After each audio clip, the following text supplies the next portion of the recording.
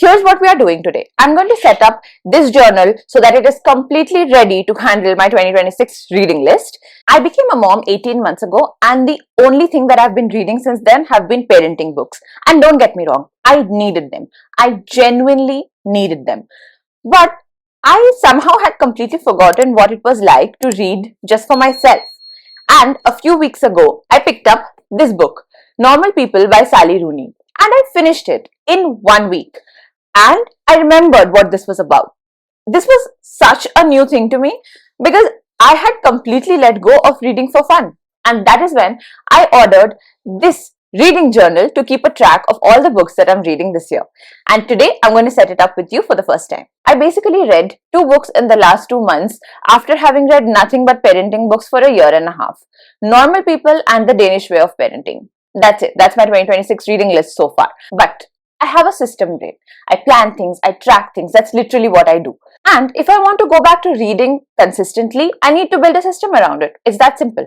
And I'm going to talk about both of the books that I've read so far and what I think about them. The Danish Way of Parenting actually changed one very specific thing about the way that I parent, and I will get to that. So I absolutely love the cover. It is beautiful blue color. It says read more books. So let's see what this journal is all about. It basically is a manual which says how do you use this journal. So you have all your reading goals and tracking. You also have a place for book reviews. You have a place for book club notes. So if you're the kind of person who has a lot of friends also who really like reading, you can get together, read it, talk about it, because I feel that discourse has really gone out of fashion. Like, I used to love reading something and then writing a book review on it and talking about it. It just was such a normal part of growing up for us, and now it's just not there anymore. But a book club would be so amazing. You also have book lists. So there are like favorite book lists and the books that you want to read. I have so many books that I really want to read, and I have so many unread books right here in my cupboard. And I want to have like a full track of them, that whenever I'm thinking of, hey, maybe I want to read this sort of a book, the first place to look in is my cupboard. And it's just, I forget half the time how many people have gifted me such amazing books. So I really want a place to note all of that down. First up, I'm going to put down my reading goal, which would be, this is something that I started at the 1st of Jan this year, is that I want to read 3 non-fiction and 3 parenting or personal development books.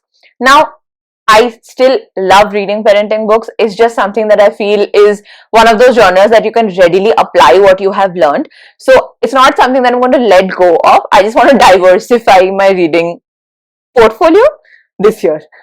So how I'm going to celebrate is I'm going to make a reading nook. I don't want to crowd this page with too many reading goals. I just want to take it slow. I am getting back into reading for fun, and I want this to remain fun.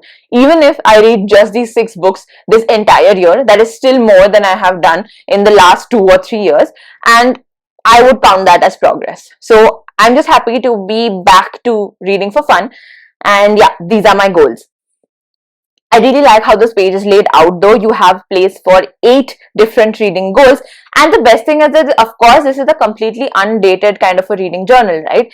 And it can go well into like 2 years, 3 years, however much you want to use it for. The next page is the daily reading tracker. Now, I just set it up for March.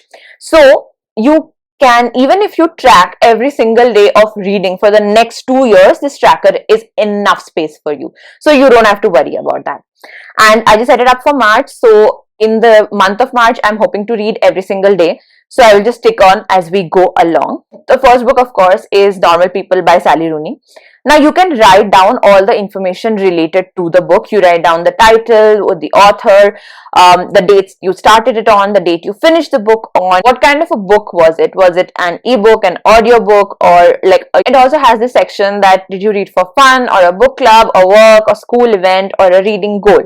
And would you recommend this book? What is the rating? Who recommended this book to you? What did you think about this book? Your favorite part, and takeaways and thoughts and quotes and memorable events from that book. So I love this entire spread. Okay, now that the journal is set up and the entries are actually going in about the 2 books, let's talk about them. So Normal People, if you've already seen the show, you know what this is about. But for those who haven't, it is a very simple love story and also like a coming of age story of 2 characters who, we track their lives from high school to college and beyond. and we just kind of see how their relationship evolves through different situations and circumstances, and how they keep getting like drawn to each other, and how even though it seems like a very odd match, it just makes sense for them. And I mean, it makes sense for the kind of people that they actually are, rather than the kind of people that they want to portray themselves as to the world. And I just thought it was quite a refreshing thing for me to read personally, because I haven't read this kind of a book, I think maybe since school.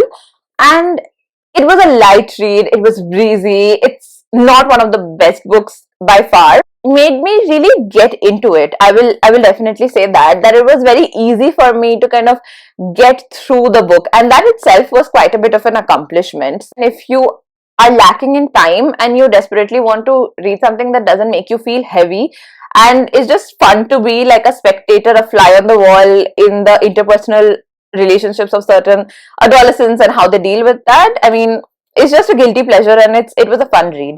So that's what this book was about.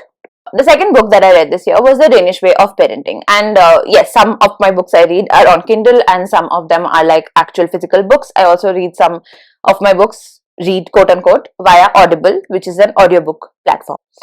But The Danish Way of Parenting is actually a very different book from the other parenting books that I've read.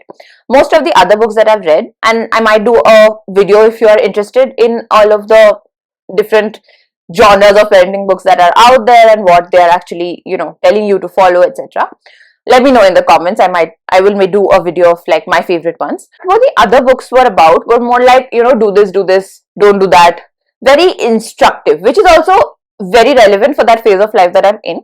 But now that my daughter is into her toddlerhood, she is slowly becoming a full person. And sometimes, and even when I was growing up, we were kind of treated as like, okay, you are young, what do you know?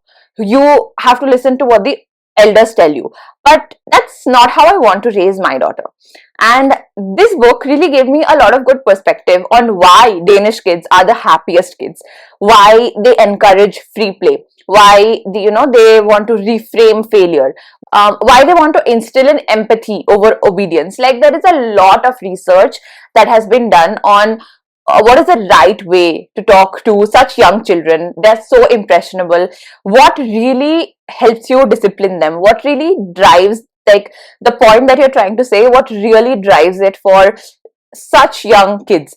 And screaming, shouting really does not help. And I knew that, and I didn't want to do it anyway, but I was kind of looking for like what is a good alternative. Like, you definitely have to discipline your child without making it like a very traumatic incident for them. So this book actually has amazing examples.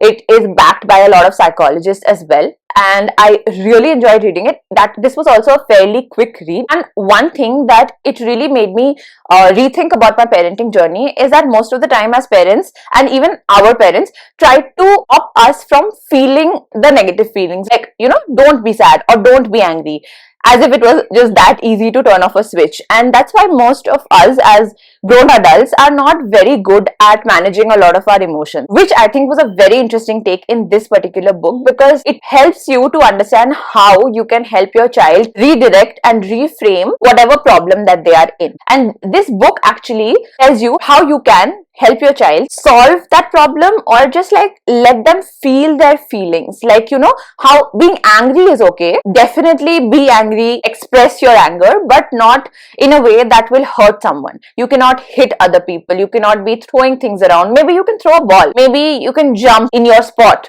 just to get that feeling out. But it is okay for a child to feel their emotions, because children feel their emotions very, very deeply.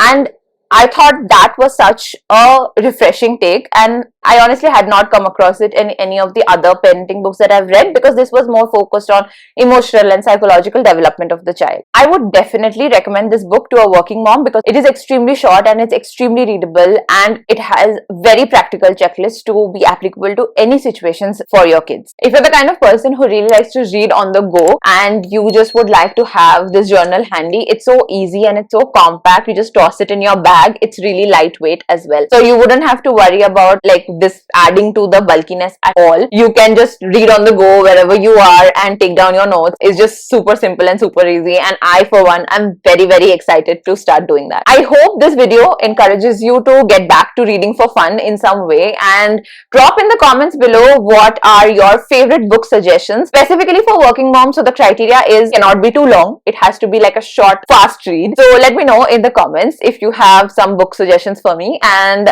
I'm going to pick one out and read that for March, and I'm going to report back by the end of this month. I hope you enjoyed watching this video. I will see you in the next one. Bye.